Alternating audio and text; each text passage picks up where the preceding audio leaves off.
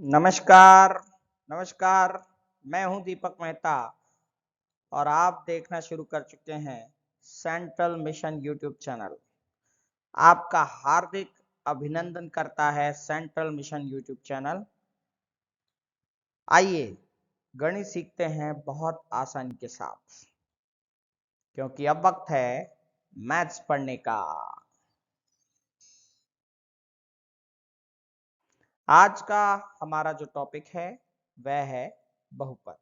बहुपद अर्थात पॉलिनोमियल। क्या होता है पॉलिनोमियल, आइए जानते हैं। बहुपद पॉलिनोमियल एक ऐसा गणितीय कथन होता है, एक ऐसा मैथमेटिकल स्टेटमेंट होता है जो चरों और अचरों के पदों के योग, घटाव, गुणन के चिन्हों से अलग करके एक या एक से ज्यादा पद बनाते हैं। यानी कि एक ऐसा गणितीय कथन जो चर और अचरों को मिलाने के लिए इन तीन प्रकार के चिन्हों का उपयोग करते हैं और उनसे जो गणितीय कथन बनता है, एक स्टेटमेंट जो बनता है, एक एक्सप्रेशन जो बनती है, या फिर हम कहें कि एक व्यंजक जो बनता है, उस व्यंजक को ही बहुपद कहते हैं।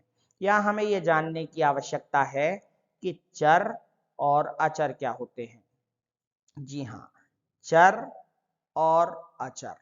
चर अर्थात वेरिएबल।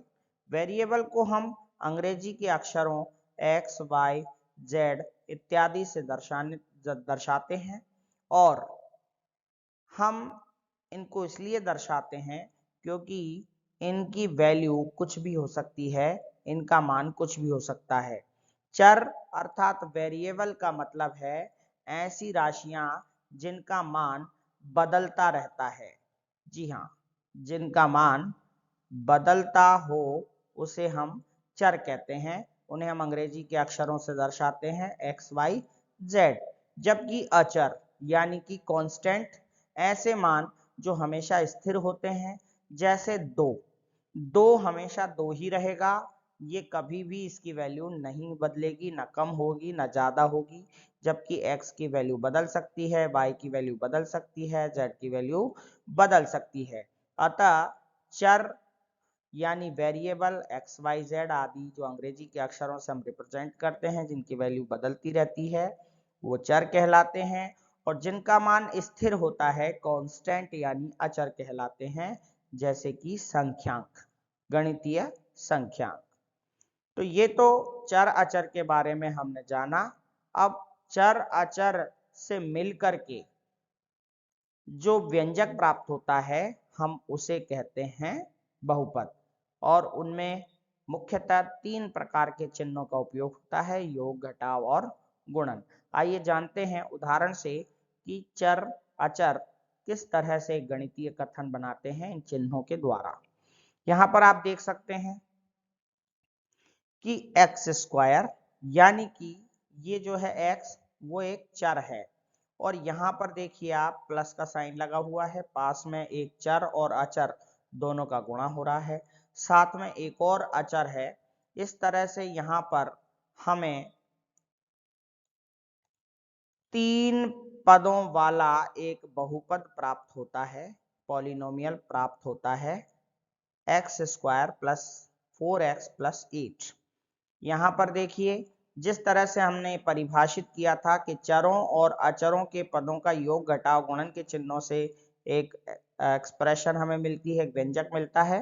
तो देख सकते हैं आप यहाँ पर एक्स स्क्वायर, यहाँ पर चर अचर का गुणा और यहाँ पर एक अचर, ये तीनों पद प्लस के चिन्हों से अलग हो रहे हैं। अतः हम यहाँ कह सकते हैं कि ये एक तीन पद वाला बहुपद अर्थात पॉलिनोमियल है। इसी तरह से आप अगली संख्या देख सकते हैं, ये चार पदों वाली एक संख्या है जहां पर चर भी हैं, अचर भी हैं, प्लस साइन भी है, माइनस साइन भी है और गुणा भी हो रहा है। इस तरह से एक गणितीय कथन हमें प्राप्त हुआ और ये गणितीय कथन अर्थात mathematical statement is called polynomial, यानी बहुपद कहलाएगा। इसी प्रकार से यहाँ पर देख सकते हैं हम, ये जो संख्या है एक ही पद में है, यहाँ पर चर और अचर का गुणा हो रहा है, अतः यह एक पद वाला बहुपद है। और इसी तरह से यहाँ देख सकते हैं अचर और चर का गुणा, ये एक पद बना दिया और एक पद हमारे अचर से बना, दोनों पदों के बीच में प्लस साइन है, अतः यह दो पद वाला एक बहुपद है। आगे चलते हैं। अब जिस प्रकार हम बहुपद को जान गए हैं तो हम बहुपदों का वर्गीकरण भी कर लेते हैं। अब चलते हैं हम बहुपदों के वर्गीकरण की तरफ, अर्थात क्लासिफिकेशन ऑफ पॉलिनोमियल्स। बहुपदों का वर्गीकरण कई आधारों पर किया जा सकता है, जिसमें से पहला आधार है चर के आधार पर। चर अर्थात अंग्रेजी का जो अक्षर हम उपयोग में लाते हैं किसी व्यंजक में, उसके आधार पर हम बहुपदों को किस तरह वर्गीकृत कर सकते हैं या उनका किस तरह से नाम लिख सकते हैं। यहाँ आप देख सकते हैं चर के आधार पर बहुपद का नाम चरों की संख्या से दिया जाता है। जी हाँ, चरों की जितनी संख्या होगी, यानी जितने वेरिएबल उस एक्सप्रेशन अर्थात उस व्यंजक में जितने चर होंगे, वेरिएबल्स होंगे, उतने चर वाला बहुपद वो कहलाएगा। जैसे हम देख सकते हैं यदि बहुपद में एक चर है तो उसकी घात प्राकृत संख्या में अगर हुई तो वह एक चर वाला बहुपद होगा। जैसे आप यहां देख सकते हैं 3x² प्लस 4x माइनस 2। यहां पर हमें दिखाई दे रहा है कि यहाँ अंग्रेजी का एक ही अक्षर इस पूरे व्यंजक में है x, और उसकी घात भी प्राकृत संख्या में है, अतः यह बहुपद एक चर वाला बहुपद कहलाएगा। इसी तरह हम अगला बहुपद देख लेते हैं। ये दो पदों में है लेकिन यहाँ पर अंग्रेजी का एक ही अक्षर काम में लिया जा रहा है, अतः यह भी एक चर वाला बहुपद है। इसी तरह से अगले में आप देख सकते हैं तो यहाँ भी अंग्रेजी का एक ही अक्षर काम में लिया जा रहा है, अतः हम इसे भी कह सकते हैं कि यह भी एक चर वाला बहुपद है। इसी तरह से आगे देखें तो दो चर वाला बहुपद, अगर किसी बहुपद में अंग्रेजी के दो अलग अलग अक्षर, दो अलग अलग चर मौजूद हों और उनकी घात प्राकृत संख्या में हो, तो हम कह सकते हैं कि वह दो चर वाला बहुपद होगा। जैसे 3x² plus 4y minus 2y। हम यहाँ पर देख सकते हैं कि यहाँ इस बहुपद में अंग्रेजी का एक अक्षर x और एक अक्षर y का उपयोग किया गया है और तीसरे पद में भी y है, अतः इस बहुपद में दो अंग्रेजी के अलग अलग अक्षरों का उपयोग हुआ है, अर्थात दो चरों का उपयोग हुआ है, इसीलिए यह दो चर वाला बहुपद है। आगे हम देख सकते हैं अगले बहुपद में भी आप देखेंगे तो यहाँ पर अंग्रेजी के दो अलग अलग अक्षरों का प्रयोग हुआ है, अतः हम कह सकते हैं कि यह दो चर वाला बहुपद है। माफ कीजिएगा, ये वाला जो बहुपद का उदाहरण है हमने यहाँ पर गलती से डाल दिया, ये दो चर वाला बहुपद नहीं है, क्योंकि यहाँ पर अंग्रेजी के एक ही अक्षर का प्रयोग हुआ था। अब आगे देख सकते हैं कि यदि बहुपद में तीन चर होंगे और उनकी घात भी प्राकृत संख्या में हो तो वो तीन चर वाला बहुपद कहलाता है। यहाँ पर मुझे लगता नहीं कि आपको उदाहरण देने की आवश्यकता है, तीन चर वाले बहुपद के उदाहरण देने की आवश्यकता नहीं है। जिसमें तीन अंग्रेजी के अलग अलग अक्षर होंगे, सभी की घात प्राकृत संख्या में होगी, वह तीन चर वाला बहुपद कहलाएगा ऑटोमेटिक। आगे बढ़ते हैं और बहुपदों को किस आधार पर वर्गीकृत कर सकते हैं।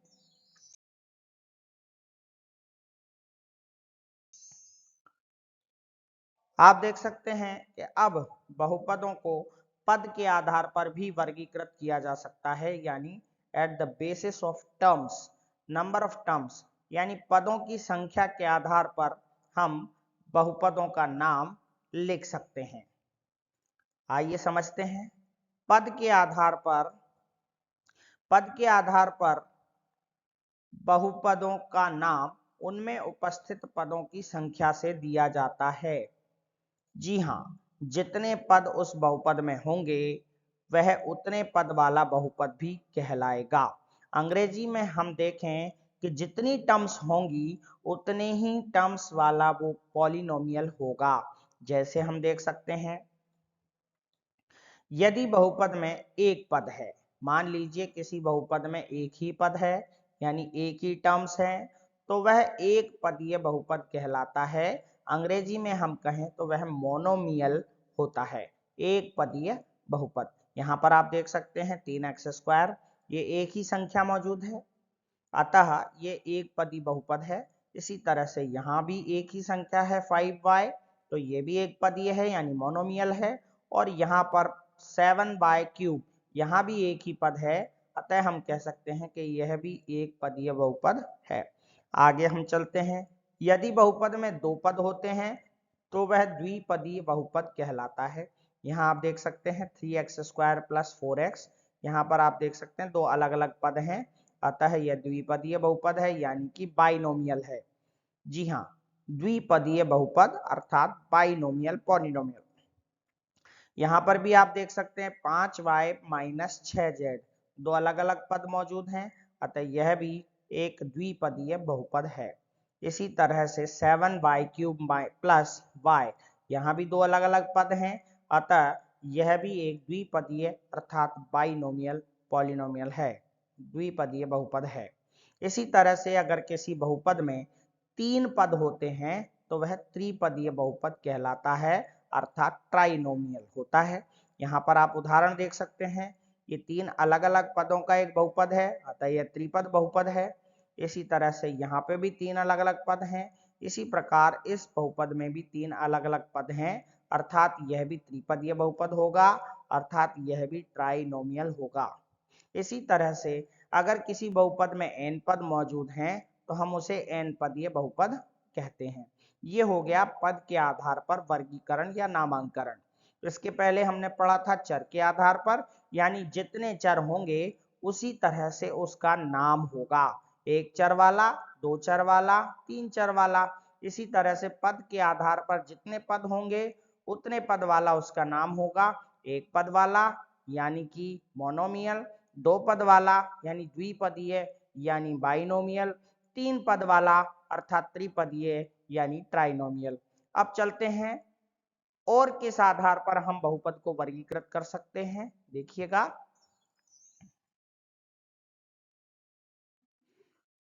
तो हम बहुपद को घात के आधार पर भी वर्गीकृत कर सकते हैं। घात के आधार पर यानी कि उस बहुपद में जो चर होते हैं उनकी सबसे बड़ी घात कितनी होती है, उस आधार पर भी हम बहुपद को वर्गीकृत कर सकते हैं। आइए देखते हैं किस तरह से। घात के आधार पर बहुपद का नाम उसमें उपस्थित चर की सबसे बड़ी घात से लिया जाता है। जी हाँ, जितनी बड़ी घात यानी सबसे बड़ी घात जो उस बहुपद में वेरिएबल की होगी उसी हिसाब से उसका नाम दिया जाता है। सबसे पहले देखते हैं, अगर चर की सबसे बड़ी घात एक है तो हम उसे एक घातीय या रैखिक बहुपद कहेंगे। एक घातीय या रैखिक बहुपद कहेंगे, अंग्रेजी में लीनियर पॉलिनोमियल होगा अगर सबसे बड़ी पावर एक है। उदाहरण देख लेते हैं, 5y + 3, ये एक दो पद वाला है, लेकिन हमें यहाँ पर इसकी घात देख करके इसका नाम लिखना है घात के आधार पर। तो यहाँ y की घात यानी y की पावर अर्थात y की डिग्री या एक्सपोनेंट यहाँ पर एक है, इसीलिए हम इसे एक घातीय अर्थात रैखिक बहुपद कह सकते हैं। अंग्रेजी में हम इसे लीनियर पॉलिनोमियल बोलते हैं। इसी तरह से इस बहुपद में आप देखें तो तीन पद हैं, तीन अंग्रेजी के अलग अलग अक्षर भी मौजूद हैं, सभी की घातें एक एक एक हैं, अतः ये भी एक घातीय अर्थात रैखिक अर्थात लीनियर पॉलिनोमियल होगा। इसी तरह से चर की सबसे बड़ी घात अगर दो है तो वह द्विघातीय बहुपद कहलाता है। यहाँ पर आप देख सकते हैं, ये यहाँ पर अंग्रेजी के दो अक्षर हैं लेकिन सबसे बड़ी घात यहाँ पर दो मौजूद है, अतः यह द्विघातीय। अंग्रेजी में इसे क्वाड्रेटिक पॉलिनोमियल कहते हैं, द्विघातीय बहुपद। यहाँ पर भी आप देख सकते हैं 7y² - 3y, यहाँ पर y की सबसे बड़ी घात दो है, अतः यह भी द्विघातीय अर्थात क्वाड्रेटिक है। इसी तरह से अगर बहुपद में चर की सबसे बड़ी घात तीन हो तो वह त्रिघातीय बहुपद कहलाएगा। जैसे यहाँ पर आप देख सकते हैं सबसे बड़ी घात तीन है, अतः यह त्रिघातीय बहुपद है। इसी प्रकार अगर बहुपद में n घात हो तो वह n घातीय बहुपद कहलाएगा। आशा है घात के आधार पर, पद के आधार पर और चर के आधार पर इन तीनों प्रकार से आप बहुपदों के नाम सीख गए होंगे। आगे चलते हैं। अब जो हम लेने वाले हैं वो है बहुपद के शून्यक, अर्थात जीरो ऑफ पॉलिनोमियल। क्या होते हैं जीरो ऑफ पॉलिनोमियल? बहुपद तो आप समझ गए, बहुपद कितने प्रकार से लिखा जा सकता है वह भी आप समझ गए। अब यहाँ पर हम सीखने वाले हैं बहुपद के शून्यक यानी जीरो ऑफ पॉलिनोमियल। बहुपद में चर के स्थान पर रखे जाने वाले ऐसे मान को शून्यक कहते हैं जो पूरे बहुपद को शून्य में बदल देता है यानी जीरो में कन्वर्ट कर देता है। उदाहरण ले लेते हैं। जैसा कि मैंने आपको बताया कि चर के स्थान पर, बहुपद में चर के स्थान पर यानी वेरिएबल के प्लेस पर ऐसी राशि रखने पर जिससे पूरा बहुपद शून्य में बदल जाए वह शून्यक कहलाता है। यहां पर आप देख सकते हैं x+5। यहां हम x के स्थान पर अगर कोई ऐसी वैल्यू रख दें जिससे ये पूरा पॉलिनोमियल जीरो में कन्वर्ट हो जाए तो हम उसी संख्या को बहुपद का शून्यक मान लेंगे। जैसे x के स्थान पर यहां पर हम -5 अगर रख दें तो आप समझ सकते हैं -5 + 5 = 0। तो यहां हम कह सकते हैं कि -5 रखने पर यह बहुपद शून्य हुआ है, अतः यहां पर -5 ही इस बहुपद का शून्यक है। अतः हम कह सकते हैं कि -5 ही इस बहुपद का शून्यक है। अब आप बताएं कि बहुपद में इस वाले बहुपद में 2x - 10 में क्या रखें x की जगह पर कि ये पूरा बहुपद जीरो में बदल जाए। निश्चित रूप से x की जगह अगर हम 5 रख देते हैं तो 5 दूनी हो जाते हैं 10 और 10 - 10 हो जाते हैं 0। तो हम कह सकते हैं कि x का मान यहाँ पर 5 हो सकता है। x का मान क्या हो सकता है यहाँ पर 5, तो यानी 5 ही बहुपद का शून्यक है। आगे चलते हैं। इसी तरह से आप अगले बहुपद 3y + 10 के बारे में सोच करके लिखें कि इस बहुपद का क्या शून्यक है। आशा है बहुपद के शून्यक के बारे में आप जान चुके होंगे। कुछ और बातें हम सीख लेते हैं। एक घातीय अर्थात रैखिक बहुपद जो होता है उसमें हमेशा एक शून्यक होता है। देखिए, घातों के आधार पर हम ये पता लगा सकते हैं कि उस बहुपद में कितने शून्यक हैं। आप शून्यक से मतलब उसके उत्तर से समझ सकते हैं यानी उसके आंसर से समझ सकते हैं। यानी कोई भी लीनियर पॉलिनोमियल होगा अर्थात रैखिक बहुपद होगा तो उसमें हमेशा एक आंसर आएगा अर्थात उसका एक शून्यक होगा। उसी तरह से द्विघात बहुपद में दो शून्यक होते हैं और हमें ये वाला जो टॉपिक है सबसे इंपॉर्टेंट पढ़ना है हमारे इस प्रश्नावली में, इस चैप्टर में, इस एक्सरसाइज में। द्विघात बहुपद ही है अर्थात क्वाड्रेटिक पॉलिनोमियल। इसमें कितने शून्यक होते हैं? इसमें दो शून्यक होते हैं क्योंकि चर की सबसे बड़ी घात 2 होती है। दोनों शून्यकों को अल्फा और बीटा के नाम से जाना जाता है। इसी तरह से त्रिघात बहुपद में 3 शून्यक होते हैं और n घातीय बहुपद में n शून्यक होते हैं। आगे बढ़ते हैं। बहुपद के शून्यकों के बाद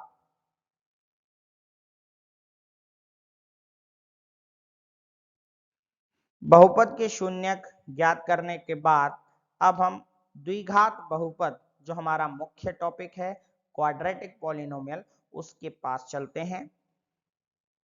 जिस बहुपद में चर की सबसे बड़ी घात 2 होती है उसे ही हम द्विघात बहुपद अर्थात क्वाड्रेटिक पॉलिनोमियल कहते हैं।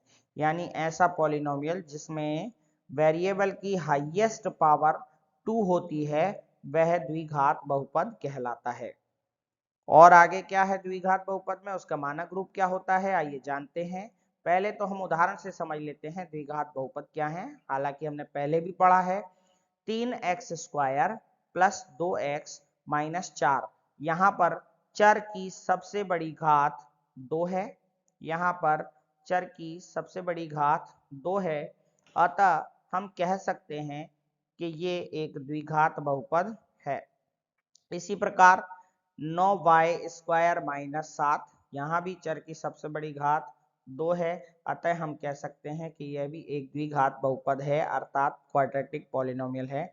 इसी प्रकार यहाँ पे t की सबसे बड़ी घात 2 है, यहाँ पर u की सबसे बड़ी घात 2 है, अतः ये सारे के सारे एग्जाम्पल्स जो हैं वो द्विघात बहुपद के हैं। आगे चलते हैं। द्विघात बहुपद का जो स्टैंडर्ड फॉर्म है, मानक रूप है, वो क्या होता है? Standard form of quadratic polynomial. द्विघात बहुपद को हम इस तरीके से देख सकते हैं, ये ढांचा है द्विघात बहुपद का, जिसमें x की सबसे पहले पद पर x की घात 2 आती है और उसके साथ कोई ना कोई संख्या आ सकती है, ये हम a से व्यक्त करते हैं। फिर इसके बाद दूसरे पद में x होता है, यानी घातें कम हो जाती, ये 2 घात वाला है तो यहाँ पर 1 घात आ जाती है, फिर बिना घात वाला आता है यानी विदाउट वेरिएबल, यानी अचर राशि आती है यहाँ पे।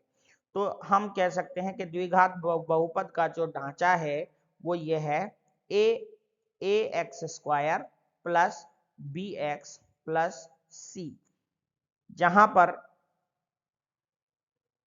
a, b और c क्या होते हैं आइए जानते हैं।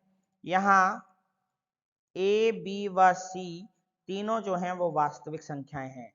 a की जगह भी वास्तविक संख्या हो सकती है, b की जगह भी कोई रियल नंबर हो सकता है, c की जगह भी कोई रियल नंबर हो सकता है, लेकिन x² वहीं रहेगा, x वहीं रहेगा और यहाँ पर विदाउट x जो संख्या जो भी है वो रहेगी।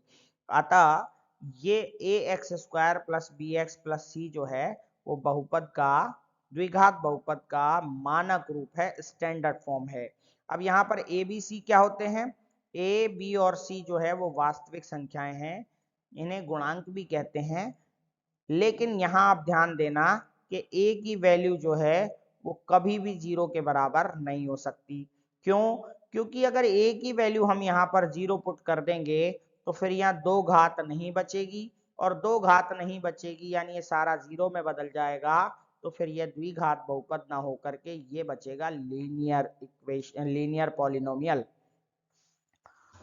तो आप समझ सकते हैं कि ए बी और सी यहाँ पर रियल नंबर्स होते हैं, वास्तविक संख्याएं होती हैं।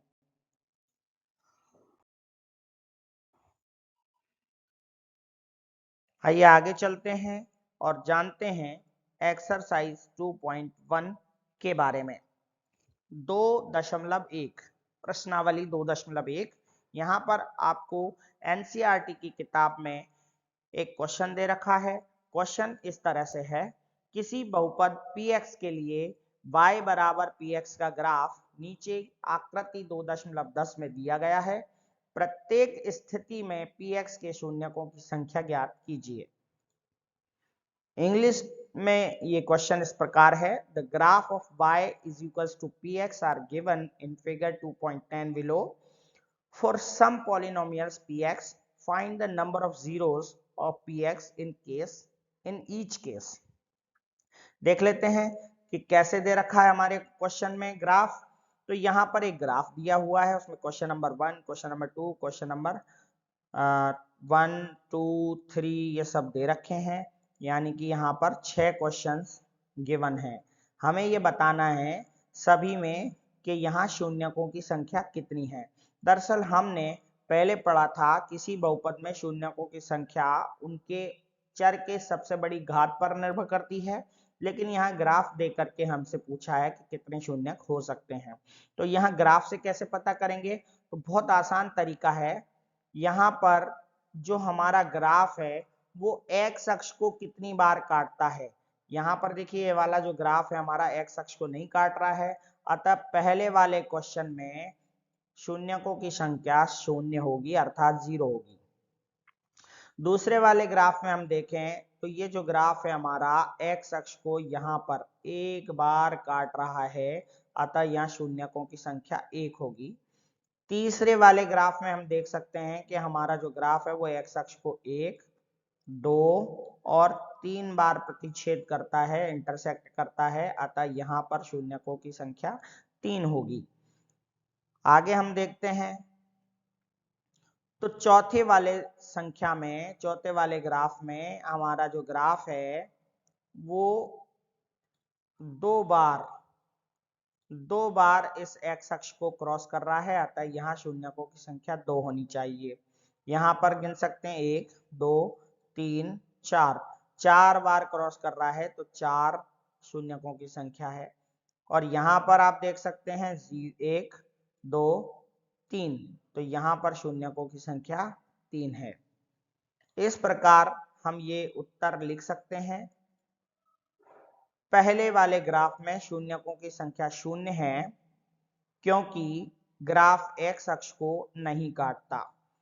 दूसरे वाले क्वेश्चन में हम आंसर लिख सकते हैं कि यहाँ शून्यकों की संख्या 1 है क्योंकि ग्राफ एक्स अक्ष को एक बार काटता है। इंग्लिश टर्म में हम बात करें इनको तो कह सकते हैं कि here the number of zeros is 1 because graph intersect x axis at one time। आगे देखिए, तो तीसरे वाले जो सवाल का आंसर है वो इस तरह से है। यहाँ शून्यकों की संख्या 3 है क्योंकि ग्राफ एक्स अक्ष को 3 बार काटता है। चौथे वाले में शून्यकों की संख्या 2 है क्योंकि यहाँ ग्राफ एक्स अक्ष को 2 बार काटता है। इसी तरह पांचवें क्वेश्चन में शून्यकों की संख्या 4 है, अतः क्योंकि ग्राफ एक्स अक्ष को 4 बार काटता है। और लास्ट छठे प्रश्न में शून्यकों की संख्या 3 है क्योंकि ग्राफ एक्स अक्ष को 3 बार काटता है। हमारे 2.1 जो एक्सरसाइज है उसमें केवल और केवल एक ही प्रश्न है, उसमें 6 ग्राफ दिए हुए हैं। उनमें पूछा गया है कि शून्यकों की संख्या कितनी है। तो हमने जवाब किस तरह से बनाया कि एक्स अक्ष को जितनी बार ग्राफ काटेगा उतने ही शून्यक होंगे। आशा है ये 2.1 आपको बहुत अच्छे तरीके से समझ आ गई होगी। आगे बढ़ते हैं अगली एक्सरसाइज की तरफ।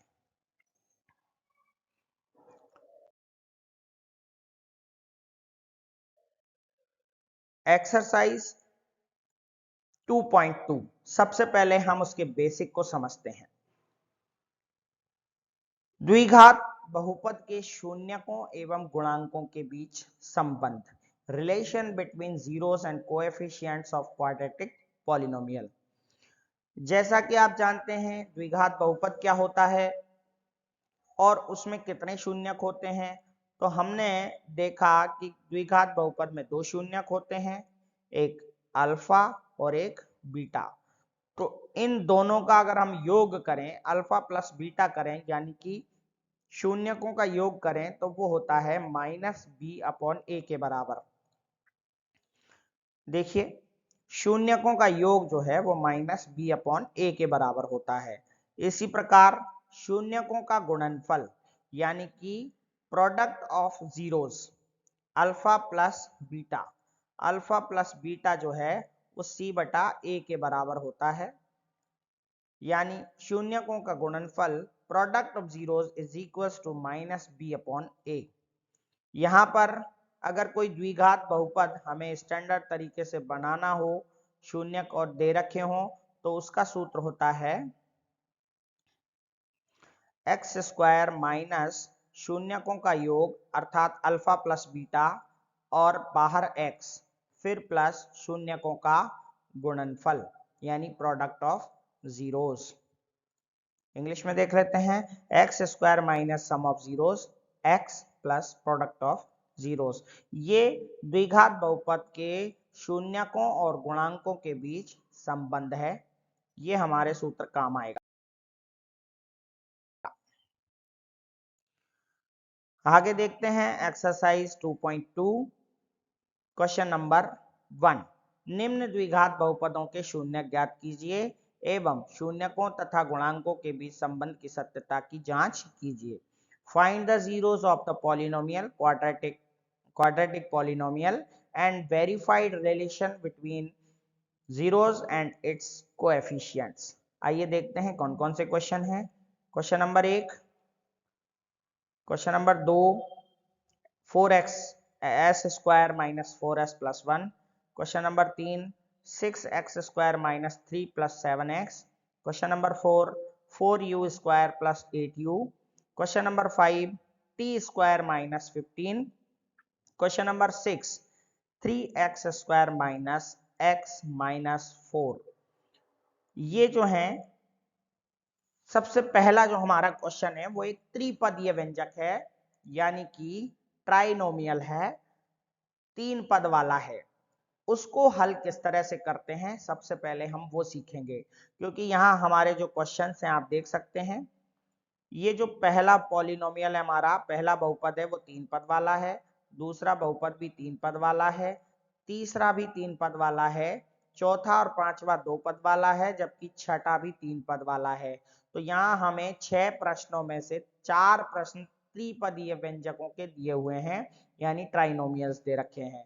तो हमें पहले ये सीखना है कि ट्राइनोमियल्स को कैसे सॉल्व करते हैं, त्रिपदीय व्यंजक को कैसे सॉल्व करते हैं। आइए सीखते हैं। तो सबसे पहला जो स्टेप है मेरे प्यारे बच्चों, आपको मैं जो स्टेप बता रहा हूं उनको बड़े ध्यान से आप नोट कर लीजिएगा, ध्यान से देखिएगा। पहला स्टेप है हमारा, सर्वप्रथम प्रथम और अंतिम पद का गुणा करें। यहां पे आप देख पा रहे होंगे कि प्रथम और अंतिम पद, त्रिपदीय व्यंजक का प्रथम ये और अंतिम ये है, इनका गुणा करें। इसके बाद क्या करना है, इसके बाद हम इस गुणनफल के संभावित गुणनखंड करेंगे, फैक्टर करेंगे, पॉसिबल फैक्टर्स निकालेंगे। जो गुणनफल आएगा उसके पॉसिबल फैक्टर्स निकालेंगे। फिर क्या करना है, फिर तृतीय पद का चिन्ह अगर प्लस है तो जोड़ने पर, और माइनस हो तो घटाने पर मध्य पद के बराबर लाना होगा। जी हाँ, अगर तीसरे पद का चिन्ह प्लस है तो जोड़ने पर, यानी जो फैक्टर हमने किए उनको जोड़ने पर, और अगर माइनस है तो उन्हें घटाने पर बीच वाले पद के बराबर आप लेकर आएंगे। आगे क्या करेंगे, मध्य पद के स्थान पर फिर उन जोड़े या घटाए गए पदों को आप लिखेंगे, यानी जोड़ने पर लाए हो या घटाने पर लाए हो, उसे बीच वाले पद के स्थान पर आप लिखेंगे। फिर क्या करेंगे, इस प्रकार प्राप्त पद, इस प्रकार प्राप्त चार पदों में से, यहां पर मात्रा की मिस्टेक हो गई है, 4 पद, 4 पदों में दो दो पदों से कॉमन लेकर 2 गुणनखंड प्राप्त करेंगे। 2 गुणनखंड यानी 2 फैक्टर जब हमें मिल जाएंगे तो दोनों को हम क्या करेंगे, दोनों गुणनखंडों को शून्य के बराबर रखकर चर के 2 मान प्राप्त करेंगे, और वही 2 मान जो है शून्यक होंगे। आइए उदाहरण से समझते हैं, या फिर हम इसी प्रश्नमाला का प्रथम सवाल इन्हीं पदों के आधार पर, इन्हीं चरणों के आधार पर, इन्हीं स्टेप्स के आधार पर करते हैं। पहला सवाल लेते हैं, x² माइनस 2x माइनस 8। जैसा कि हमने जिन चरणों का जिक्र पिछली स्लाइड में किया था उसके बारे में हम इस पूरे के पूरे सवाल को समझते हैं। पहला है, सर्वप्रथम प्रथम और अंतिम पद का गुणा करेंगे। चलिए, प्रथम और अंतिम पद हमारे हैं x² और माइनस 8, इनका गुणा कर लेते हैं। तो क्या आता है, 8x², x² और माइनस 8 का जब हम गुणा करेंगे तो यहां पर आएगा माइनस 8x²। जी हाँ, माइनस 8x²। अब आगे चलते हैं, अब क्या होगा, फिर करना है इस गुणनफल के संभावित गुणनखंड करने हैं। जैसा कि आपको पिछली स्लाइड में बताया था, प्रथम और अंतिम पद का गुणा करके और उसके संभावित गुणनखंड निकालने हैं। तो चलिए निकाल लेते हैं संभावित गुणनखंड। तो यहाँ पर हम देख पा रहे हैं कि 8 के संभावित गुणनखंड हैं 8 एकम 8 और 4 दूनी 8। इसके अलावा किसी और टेबल में इस तरह के 8 के गुणनखंड नहीं मिलेंगे। तो 8 एकम 8 और 4 दूनी 8। इसके बाद हमें क्या करना है, इन गुणनखंडों को मध्य पद में लगाना है, इनमें से कोई एक। तो कैसे लगाएंगे, आइए देखते हैं। यदि तृतीय पद का चिन्ह प्लस हो तो जोड़ने पर, और माइनस हो तो घटाने पर मध्य पद के बराबर लाएं। आप देख सकते हैं यहां पर तृतीय पद का चिन्ह माइनस है, अतः हमें इनमें से किसी को जोड़ने पर मध्य पद यानी 2 के बराबर लाना है। तो या तो 8 माइनस 1 बराबर 2 होना चाहिए या 4 माइनस 2 बराबर 2 होना चाहिए। तो हम कह सकते हैं कि 4 माइनस 2 बराबर ही 2 होता है। तो अतः क्या करेंगे, 4 माइनस 2 ही हम चुनेंगे और यहाँ पर जो हमारा एक्स स्क्वायर है उसका अलग अलग एक्स दोनों में लगा देंगे, 4 के साथ भी और 2 के साथ भी। तो हमने ले लिया तृतीय पद का चिन्ह माइनस होने के कारण घटाने पर मध्य पद के बराबर ये 4 माइनस 2 ही आ रहा है, तो इसे हमने यहाँ पर ले लिया है। देखिए ये यहीं से लिया है। आगे चलते हैं, मध्य पद के स्थान पर उन जोड़ या घटाए गए दोनों पदों को लिखें। यानी अब हमें किसको हटाना होगा, इस 2x को हटाकर ये वाली संख्या जो हमारी आई है 4x माइनस 2x वो लिखना पड़ेगा। तो देखते हैं, यहां पर लिखते हैं, इस पूरे सवाल में एक्स स्क्वायर अपनी जगह पर मौजूद है, माइनस अपनी जगह पर मौजूद है, लेकिन 4x माइनस 2x को हम यहाँ पर लिख देते हैं विद ब्रैकेट यानी कोष्टक के साथ, और पीछे जो है -8 वैसा का वैसा है। अब आगे क्या करेंगे, इसका कोष्टक ओपन करेंगे तो बाहर कोष्टक के बाहर माइनस होने से इस पूरे कोष्टक में गुणा होगा और इनका चिन्ह बदल जाएगा। तो माइनस का 4x से मल्टीप्लाई करेंगे 4x और माइनस का माइनस से गुणा करेंगे तो प्लस और ये 2x। इस तरह से हमारा ये जो बहुपद है वो 4 पदों में विभाजित हो गया। अब आगे क्या करेंगे, इन 4 पदों में से ये दो दो पद बनाकर हम इनमें से कॉमन लेंगे, इन दोनों पदों में से कॉमन लेंगे और बाद में इन दोनों पदों में से कॉमन लेकर के गुणनखंड करेंगे। देखिए कैसे, इस प्रकार प्राप्त 4 पदों में से दो दो पद कॉमन लेकर दो गुणनखंड प्राप्त करें। कैसे करते हैं दो गुणनखंड प्राप्त, देखिएगा यहां से आप देख सकते हैं कि एक्स स्क्वायर और 4x इन दोनों में से कॉमन आ गया है x, और अंदर क्या बचेगा, जब यहाँ एक्स स्क्वायर से x कॉमन आ गया तो यहाँ बचा x, और यहाँ 4x से x कॉमन आ गया तो यहाँ बचा 4। इसी तरह से पिछले दो पदों में यानी लास्ट के दो पदों में 2 कॉमन आ रहा है ये, तो यहाँ पर बचेगा x माइनस 4। इस तरह से हमें दो तरह के गुणनखंड प्राप्त हो गए, x माइनस 4 और x प्लस 2।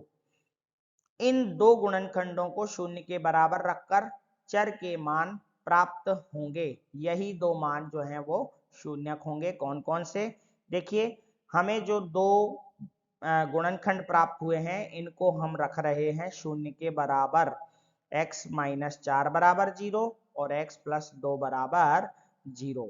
अब यहाँ पर आप देख सकते हैं कि अगर हम 4 का पक्षांतर करेंगे तो +4 हो जाएगा और 2 का पक्षांतर करेंगे तो -2 हो जाएगा।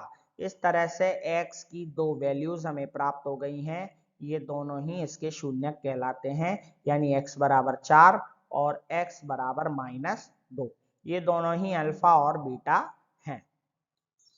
आगे बढ़ते हैं, अब हम एक्सरसाइज 2.2 के उसी क्वेश्चन को वापस फ्लो में समझ लेते हैं। हमारे यहाँ क्वेश्चन है x square minus 2x minus 8। आगे हम इसको जब सॉल्व करते हैं तो सॉल्व करते समय हमें क्या करना है, प्रथम और अंतिम पद का गुणा करना है। प्रथम और अंतिम पद का जब हम गुणा करेंगे तो वो आता है -8x स्क्वायर। जी हाँ, -8x स्क्वायर। प्रथम और अंतिम पद का गुणा आता है -8x स्क्वायर। आगे हमें क्या करना है, प्रथम और अंतिम पद के इस गुणनफल को गुणनखंड करने हैं संभावित, जैसे कि 8 एकम 8 और 4 दूनी 8। इसके बाद हम देखते हैं तृतीय पद का चिन्ह, तृतीय पद का चिन्ह है माइनस, तो हमें इन गुणनखंडों में घटाने पर 2 लाना है। तो 8 में से 1 घटाएंगे तो आएगा 7, ये तो गलत हो गया। इसी तरह 4 में से 2 घटाएंगे, यहाँ पर आएगा 2, यानी ये सही है। तो इन दोनों संख्याओं के साथ x लगाकर हम इन्हें मध्य पद के स्थान पर रख देते हैं। आइए रखते हैं। मध्य पद के स्थान पर किसको रखना है? मध्य पद के स्थान पर रखना है 4x माइनस 2 को। तो 4x माइनस 2 को जब हम मध्य पद के स्थान पर रखेंगे तो देखिए क्या होगा। मध्य पद के स्थान पर हमने रख दिया है जी 4x माइनस 2x। अब हमें खोलना है कोष्टक। जब हम अगले स्टेप में इसका कोष्टक ओपन करेंगे तो माइनस से अंदर वाला कोष्टक के जो अंदर वाले संख्याएं हैं वो गुणा हो जाएंगी। तो किस तरह से होंगी? X square minus 4x plus 2x। यहाँ पर ये माइनस का माइनस से गुणा होने पे हो गया प्लस। अगली स्टेप में हम देख सकते हैं कि अब हमें क्या करना है, ये दो पद इस तरह हमें 4 पद प्राप्त हो गए तो इन दोनों पदों में से कॉमन लेंगे और इन दोनों पदों में से कॉमन संख्या हम निकालेंगे। आइए निकालते हैं। तो क्या कॉमन आता है? इन दोनों पदों में से हमें प्राप्त हुआ x। x कॉमन होने के बाद हमें एक्स स्क्वायर में से x का अगर डिवाइड करें तो हमें यहाँ पर बचता है x माइनस का माइनस, और यहाँ पर x, ये जो x है वो बाहर आ गया है, अतः यहाँ बचेगा 4। फिर इसके बाद ये प्लस का साइन वैसा का वैसा, और यहाँ हमें इन दोनों पदों में से क्या कॉमन लेना होगा? 2 कॉमन लेना है, क्योंकि यहाँ दोनों पदों में 2 का भाग जा रहा है। यहाँ पर बचेगा आपको x और यहाँ माइनस और ये 4। इस तरह से हमें कोष्ठकों में प्राप्त हुआ x माइनस 4 और कोष्ठक के बाहर प्राप्त हुआ x और प्लस 2। हम क्या करेंगे? हम इन दोनों को अलग अलग गुणनखंडों के रूप में ले लेंगे, यानी पूरी संख्या में से हम x माइनस 4 इन दोनों जगह से कॉमन ले लेंगे। तो क्या आएगा? देखिए x माइनस 4, यहां से x माइनस 4 कॉमन ले लिया तो ये आया, और अगले कोष्टक में एक तो ये बचा x और एक बचा प्लस 2, उसको हमने यहां लिख लिया x प्लस 2। इस तरह से हमारे दो गुणनखंड प्राप्त हो गए x माइनस 4 और x प्लस 2। ये बहुपद के दो गुणनखंड हैं, यानी दो फैक्टर्स हैं। अब हम क्या करेंगे? इनसे जीरो निकालने के लिए, यानी इनसे शून्य ज्ञात करने के लिए इन्हें शून्य के बराबर रखेंगे। x माइनस 4 को 0 के बराबर रखेंगे और x प्लस 2 को भी 0 के बराबर रखेंगे। तो हमें 4 का पक्षांतरण माइनस 4 का पक्षांतरण करना है और प्लस 2 का पक्षांतर करना है, जिससे हमारे x की दो वैल्यूज आ जाएंगी। क्या आएंगी? x माइनस 4 का माइनस 4 इधर लाए, बराबर के 0 की तरफ ले गए, तो फिर ये हो गया प्लस 4। इसी प्रकार माइनस 2 को 0 की तरफ ले जाने पर हो गया माइनस 2। इस तरह हमारे ये दो शून्यक प्राप्त हो गए, x बराबर 4 और x बराबर माइनस 2। इन्हें हम अल्फा और बीटा नाम दे देंगे। अल्फा हो गया 4 और बीटा हो गया माइनस 2। अब आगे क्या करना है? क्योंकि क्वेश्चन में हमें दिया है शून्यकों और गुणांकों के बीच संबंध की सत्यता की जांच करनी है, तो चलिए शून्यकों और गुणांकों के बीच संबंध की सत्यता की जांच भी हम कर लेते हैं। शून्यकों और गुणांकों के बीच संबंध की सत्यता के जांच करने के लिए हमारे पास दो सूत्र हैं। शून्यकों का योग बराबर माइनस बी बटा ए।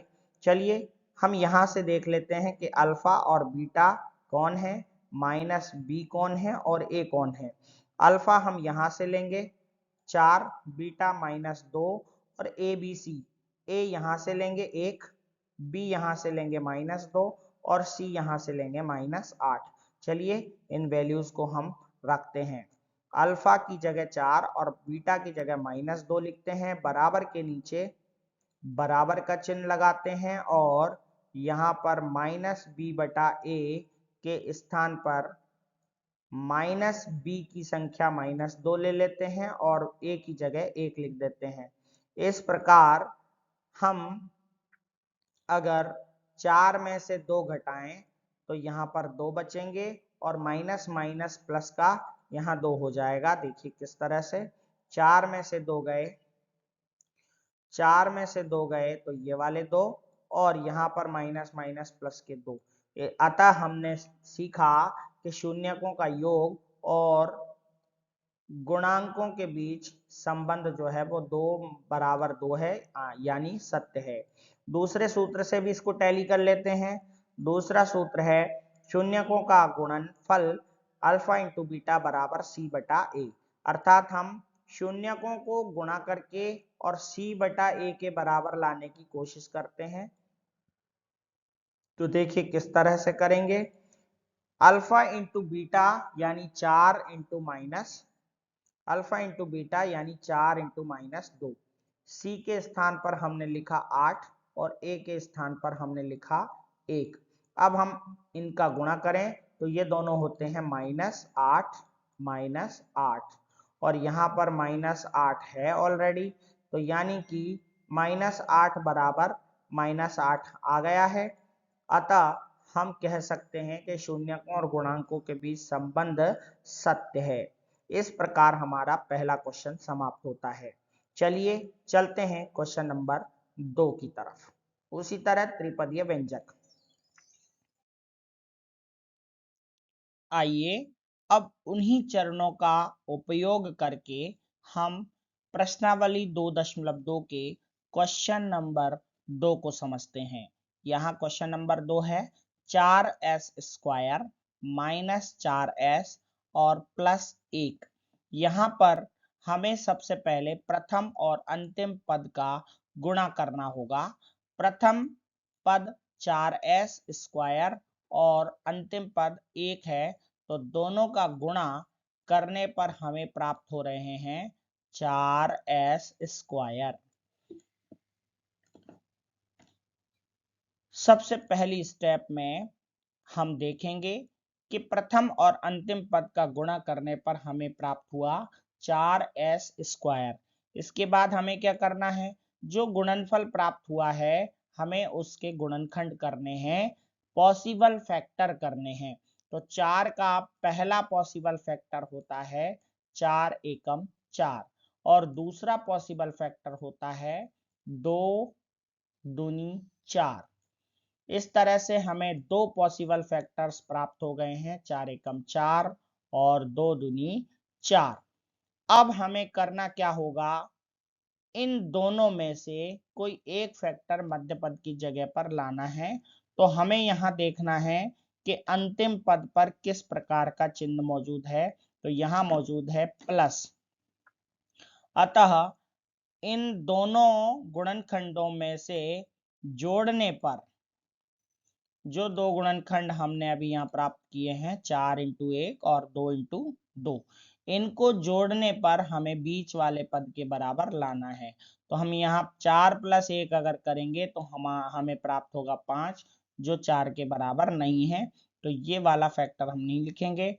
हाँ, 2 + 2 हम करेंगे तो ये जरूर 4 के बराबर यानी मध्य पद के बराबर आ जाएगा। अतः हम कह सकते हैं कि इन दोनों में हम s लगा दें और इनको मध्य पद के बीच में मध्य पद के स्थान पर लिख दें। चलिए लिखते हैं इनको मध्य पद के स्थान पर। इस प्रकार से अगर हम मध्य पद को हटाकर 2s और 2s लिख दें तो हमारी जो संख्या है वो इस तरह की बनेगी। यहाँ पर s है, माफ कीजिएगा s। इस तरह से हमें मध्य पद के स्थान पर 2s और 2s रखने पर ये प्राप्त हुआ। आगे बढ़ते हैं। हमें अब यहाँ पर कोष्टक को ओपन करना है और कोष्टक के बाहर माइनस होने की वजह से तृतीय पद का चिन्ह बदल जाता है। तो आइए कोष्टक को ओपन करने पर संख्या क्या प्राप्त होती है, प्राप्त होती है 4s² -2s +1। यहाँ पर आप देख सकते हैं कोष्टक में बाहर माइनस होने से कोष्टक के अंदर के तीसरे स्थान पर जो पद आएगा उसका चिन्ह बदल गया है। अब हमें यहाँ पर 4 पद प्राप्त हो चुके हैं। अब इन 4 पदों में से दो के पदों को कॉमन लेकर हम दो गुणनखंड प्राप्त करेंगे। यहाँ पर हम देख सकते हैं 4s² और 2s में से हमें क्या कॉमन मिल सकता है, और यहाँ पर हमें पीछे के 2 पदों में से क्या कॉमन मिल सकता है। आइए पता करते हैं। देखिए यहां पर हमें शुरू के दो पदों में से कॉमन मिला 2s, तो इस 2s का भाग हम प्रथम पद में लगाते हैं तो हमें प्राप्त होता है वापस 2s, और इसी तरह से इस 2s का भाग हम इस दूसरे पद में लगाते हैं तो हमें प्राप्त होता है -1। इसी प्रकार तीसरे और चौथे पद में से -1 कॉमन आ जाएगा। अब इस 1 का भाग हम तीसरे पद में लगाते हैं तो हमें वापस प्राप्त होता है 2s, और माइनस का प्लस से गुणा करने पर होता है माइनस, और 1 का भाग 1 में लगाने पर प्राप्त होता है हमें 1। इस तरह से हमें इस संख्या के, इस बहुपद के दो गुणनखंड प्राप्त हो जाते हैं और दोनों ही सेम है, 2s-1 और 2s-1, 2s-1 एंड 2s-1। दोनों गुणनखंडों को अब हमें 0 के बराबर रखना है ताकि हम शून्य प्राप्त कर सके। आइए 2s-1 को 0 के बराबर रखते हैं और दूसरे गुणनखंड 2s-1 को भी 0 के बराबर रखते हैं। इस तरह से अब अगर हमें s का मान प्राप्त करना है तो हमें 1 माइनस का बराबर के उधर ले जाना पड़ेगा और 2 को नीचे ले जाना पड़ेगा। इसी तरह से चलिए s की वैल्यू प्राप्त करते हैं। तो s की वैल्यू हमें प्राप्त हुई -1, तो उधर गया +1 हो गया और 2 उसके नीचे चला गया, तो s की वैल्यू हमें प्राप्त हो गई 1/2। इसी तरह से इस वाले s की वैल्यू भी हमें प्राप्त होगी 1/2। अतः हम कह सकते हैं कि इस बहुपद के दो शून्यक 1/2 और 1/2 हैं। अब हम इन्हें अल्फा और बीटा के नाम से जानेंगे। तो दोनों शून्यक हमारे अल्फा और बीटा 1/2 और 1/2 प्राप्त हुए।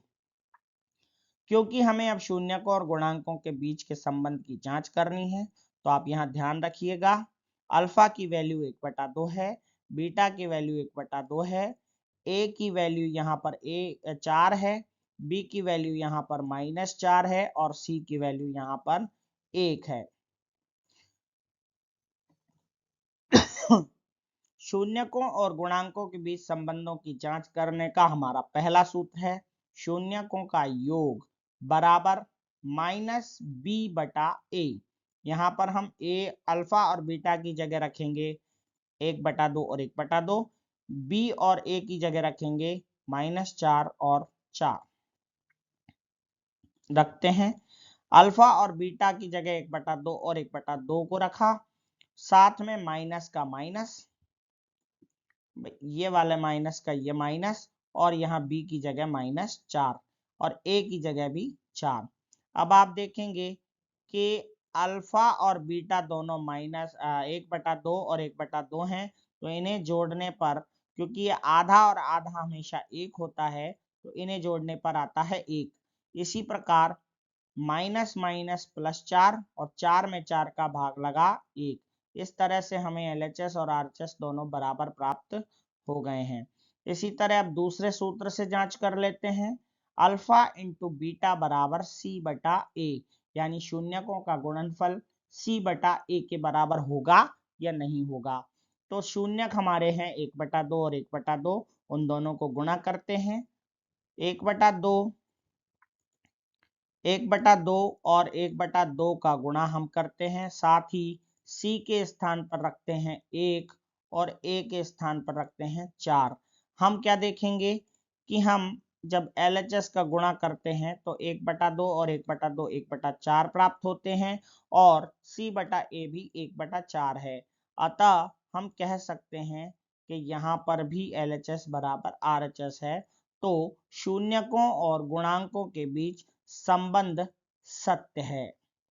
इस प्रकार क्वेश्चन नंबर 2 हमारा कंप्लीट होता है। आशा है आपको समझ में आ गया होगा। चलते हैं तीसरे प्रश्न की तरफ।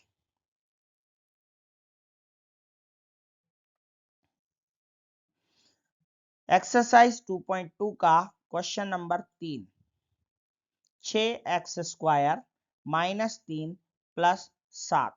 सबसे पहले हमें ये जो बहुपद दे रखा है उसका मानक रूप में जमाने की आवश्यकता है, क्योंकि ये मानक रूप के हिसाब से अरेंज नहीं है। चलिए सबसे पहले हम इस बहुपद को मानक रूप में जमा लेते हैं। तो मानक रूप में ये बहुपद इस प्रकार होगा, सबसे पहले एक्स स्क्वायर वाला पद आएगा, फिर एक्स वाला पद होगा और फिर स्वतंत्र पद होगा। तो इस तरह से यह बहुपद 6x square plus 7x minus 3 हो गया। अब दूसरा काम क्या करते हैं, दूसरा काम हम करते हैं प्रथम और अंतिम पद का गुणा करना।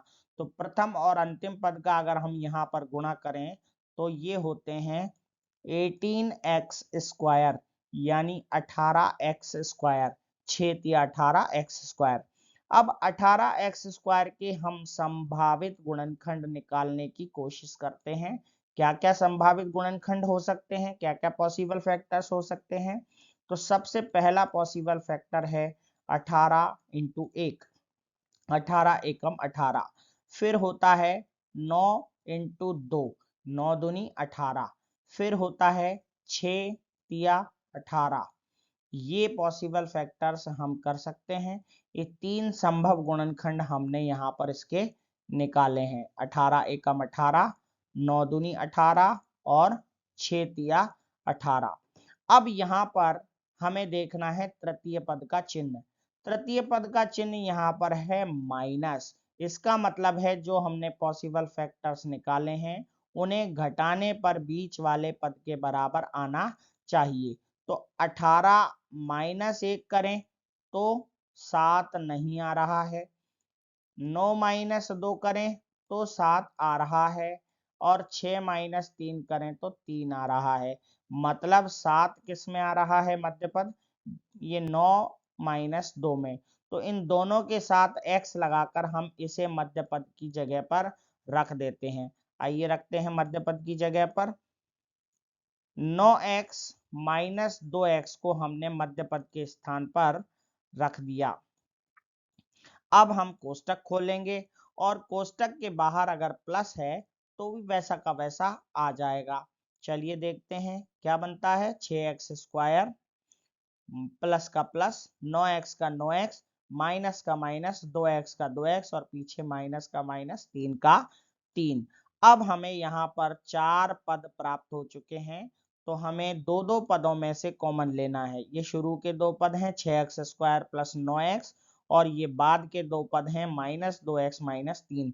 इनमें से हमें अब कॉमन लेना होगा। तो आप यहाँ देख सकते हैं 6 और 9 में से कॉमन आ रहा है इनका 3।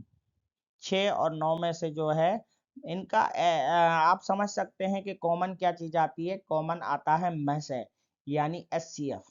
तो 6 और 9 का HCF 3 है तो 3 कॉमन आ जाएगा और x स्क्वायर और x का HCF x है तो x कॉमन आ जाएगा, यानी कि पूरी ये शुरू के दो पदों में से जो कॉमन है वो आएगा 3x। चलिए देखते हैं, यहाँ पर पहले दो पदों में से 3x हमने कॉमन ले लिया। तो पहले 3x का भाग अगर हम पहले पद में दें तो बचता है 3 दूनी 6 यानी 2 और ये x स्क्वायर में x का भाग लगेगा तो x, तो 2x बचता है प्लस का प्लस। अब यहाँ 9 में हम 3 का भाग लगाएंगे तो 3। इस तरह से यहाँ पर हमें कोष्ठक में प्राप्त हुआ 2x प्लस 3। अब चलते हैं लास्ट के दो पदों में से कॉमन। तो याद रखिएगा कि तीसरे पद में जो चिन्ह है वो हमेशा यहाँ पर आता है, प्लस होगा तो प्लस आएगा, माइनस होगा तो माइनस आएगा। अब यहाँ पर कोई संख्या कॉमन नहीं आ रही, इनमें से इनका जो मैसे HCF है वो 1 है तो एक ही कॉमन माना जाएगा और एक कॉमन आने से पूरी संख्या वैसी की वैसी होगी। बस बाहर माइनस अगर कॉमन होता है तो चौथी संख्या का चिन्ह बदल जाता है, प्लस हो गया माइनस का। तो इस तरह से ये जो दो कोष्ठक हमें मिलते हैं वो हमेशा सेम मिलने चाहिए, तो ये सेम मिल रहे हैं। आगे चलते हैं। अब इस पूरी संख्या में से 2x प्लस 3 कॉमन आ रहा है तो 2x प्लस 3 कॉमन ले लेते हैं और जो बचता है 3x और जो माइनस 1 वो हम यहाँ लिख देते हैं। तो इस तरह से हमें दो गुणनखंड प्राप्त होते हैं, 3x माइनस 1 और 2x प्लस 3। अब इन दोनों गुणनखंडों को शून्य के बराबर रखने पर हमें x के मान प्राप्त हो जाएंगे। तो 3x माइनस 1 बराबर 0 और 2x प्लस 3 बराबर 0। तो इस तरह से हमें x की वैल्यू 1/3 प्राप्त होगी और दूसरे x की वैल्यू -3/2 प्राप्त होगी। इन्हें हम अल्फा और बीटा नाम से जानेंगे। अल्फा हम बोल देते हैं 1/3 और बीटा -3/2। अब हम करते हैं शून्यकों और गुणांकों के संबंध की सत्यता की जांच। पहला सूत्र क्या है हमारा? शून्यकों का योग बराबर -b/a। हम दो शून्यक 1/3 और -3/2 को जोड़ते हैं और बराबर में b और a के मान भिन्न में रख देते हैं।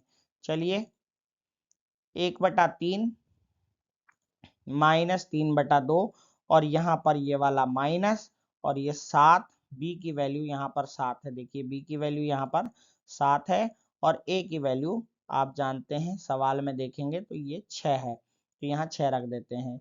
अगली स्टेप में हम देखेंगे कि 1/3 और 3/2 को जोड़ने पर आता है -2 -9/6 और इधर आते हैं 7/6। यहाँ पर भी -7 आएगा, ध्यान दें यहाँ -7 आएगा। और अब इसको सॉल्व करते हैं तो यहाँ LHS में -7/6 आते हैं और RHS में 7/6 आते हैं, यानी ये संबंध सत्य की कगार पर है, सत्य हो रहा है। दूसरे सूत्र से चेक कर लेते हैं। दूसरा सूत्र है शून्यकों का गुणनफल अल्फा प्लस बीटा बराबर c/a। इन दोनों शून्यकों 1/3 और -3/2 को गुणा कर लेते हैं और c की जगह -3 रख देते हैं, a की जगह 6 रख देते हैं। देखिए यहाँ पर ये c के स्थान पर -3 और a के स्थान पर हम 6 रख देते हैं। गुणा करेंगे तो LHS में गुणा करेंगे तो -3/6 और RHS में -3/6 पहले से ही है, यानी कि LHS बराबर RHS यहाँ भी हो गया। अतः हम कह सकते हैं कि शून्यकों और गुणांकों के बीच संबंध सत्य है। इसी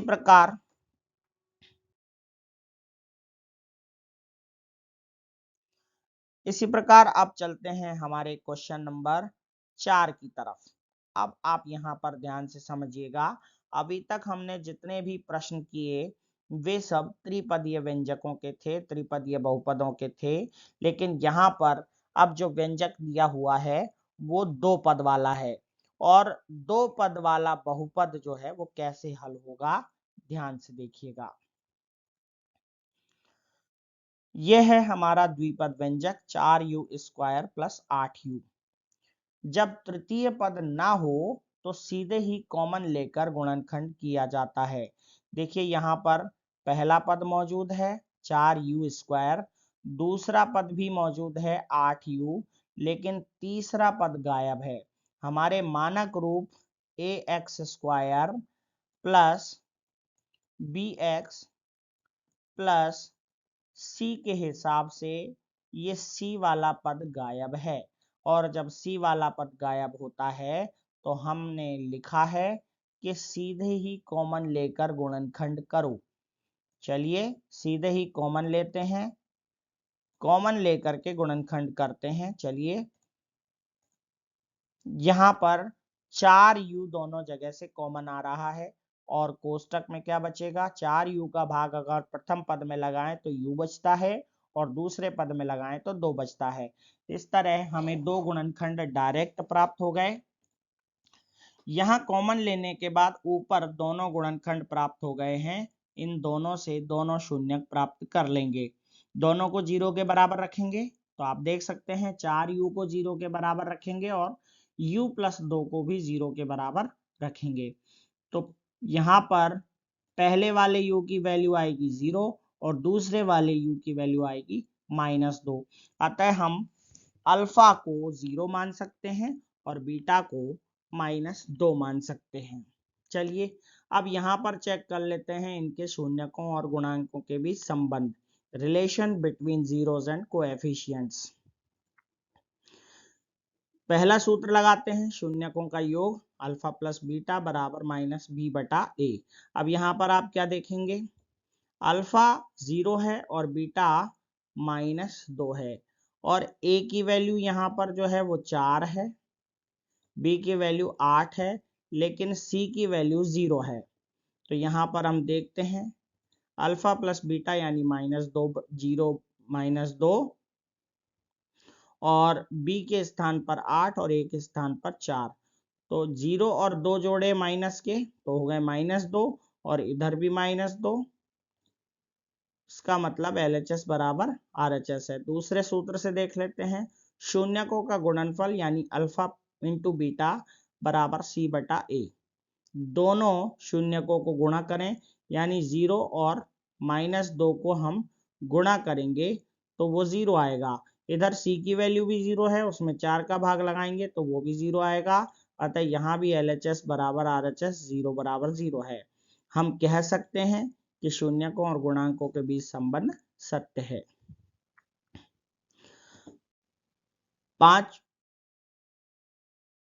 पांचवा प्रश्न देख लेते हैं हमारे इस एक्सरसाइज का।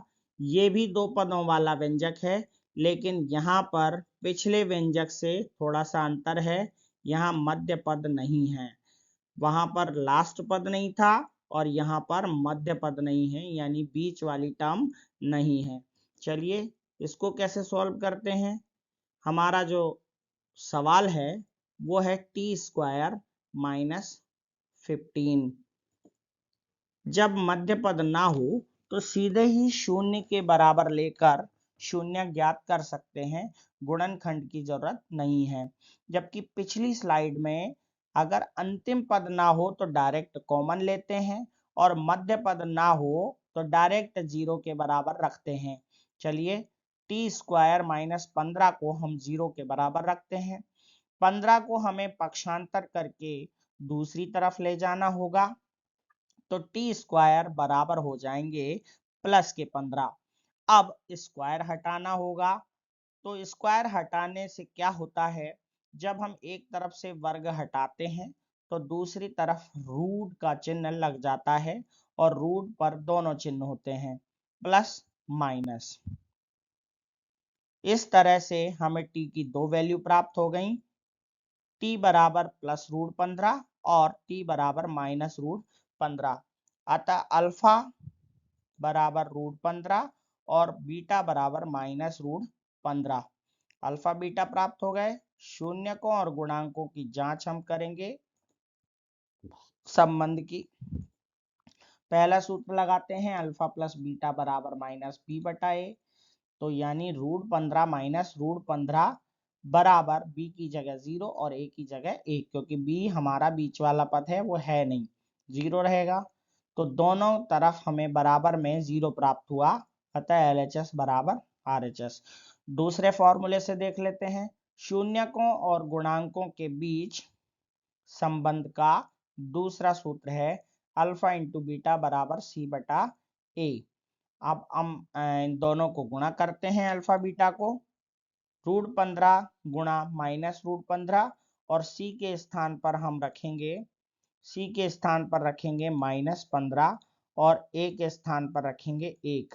इस तरह से √15 और √15 को गुणा करने पर आता है 15, प्लस और माइनस को गुणा करने पर आता है माइनस, और इधर 1 का भाग लगाने पे आता है -15।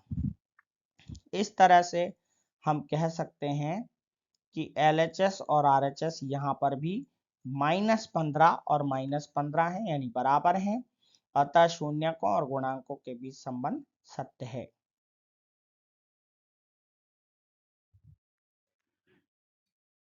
वीडियो को अंत तक देखने के लिए आप सबका बहुत बहुत आभार। मेरी आपसे एक रिक्वेस्ट है कि आप हमारे YouTube चैनल सेंट्रल मिशन को सब्सक्राइब कर लें और साथ ही बेल आइकन भी प्रेस कर दें, ताकि आपको आने वाली वीडियो की नोटिफिकेशन मिलती रहे। धन्यवाद, बहुत बहुत शुक्रिया। Thank you so much.